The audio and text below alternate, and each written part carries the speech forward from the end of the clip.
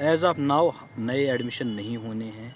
Suppose 9th का बच्चा है, वो जब एग्ज़ाम देगा तभी वो 10th क्लास में आएगा। जब आप 8th वाले को एग्ज़ाम करेंगे, वो 9th में आए तो एक ही क्लास में दो ग्रुप्स हो जाएंगे। तो हमने सब स्कूल, हमारी एलैबोरेट सर्कुलर इंस्ट्रक्शंस है एडमिनिस्ट्रेटिव डिपार्टमेंट की तरफ से कि जब एग्ज़ाम के बाद ही नए एडमिशन होने हैं।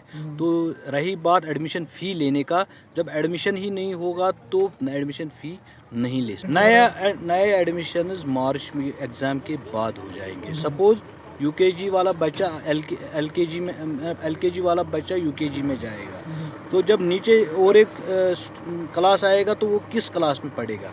जब प्रोग्रेशन हो जाएगी एग्ज़ाम के बाद, तभी वो एडमिशन उनको लेने। जो इसमें एक फ़ी फिक्सेशन कमेटी है, उसमें जो उन्होंने फ़ी डिस्क्राइब किया हुआ है, उसके अलावा कोई फ़ी नहीं भरना है।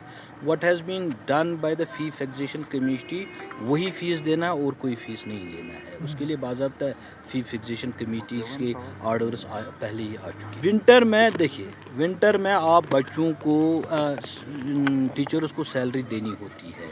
जो ट्यूशन फ़ी होता है वो उनको भरना है, लेकिन ट्रांसपोर्ट फ़ी उसमें नहीं भरना है, क्योंकि they won't be availing that facility. लेकिन विंटर में हमें प्राइवेट टीचर्स को भी सैलरी देनी है, इसलिए जो ट्यूशन फ़ी होता है वो विंटर में। ये अगले साल उतना ही आएगा। जब अगले साल वो उनका बच्चा अप्रैल में दूसरे क्लास में आएगा, तो अप्रैल तक आएगा ना, ये बराबर वही दिसंबर से 10। लेकिन एक साल में पहले इनिशियल हिकअप्स आते हैं, उसको हमें ट्रांजिशन फेज में है।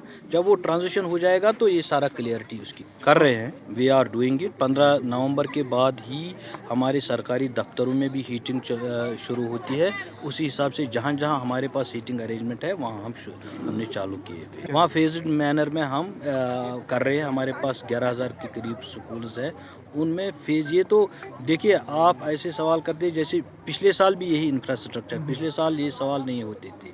पिछले, जब आपने भी पढ़ा होगा, कब नवंबर में छुट्टियां होती थी, आप बता मुझे, फिर क्यों पूछते हैं आप लोग? आज सर्दी ज़्यादा है सर। उस दिन उससे ज़्यादा सर्दी, जब डल जम जाता था तब भी हम स्कूल जाते थे।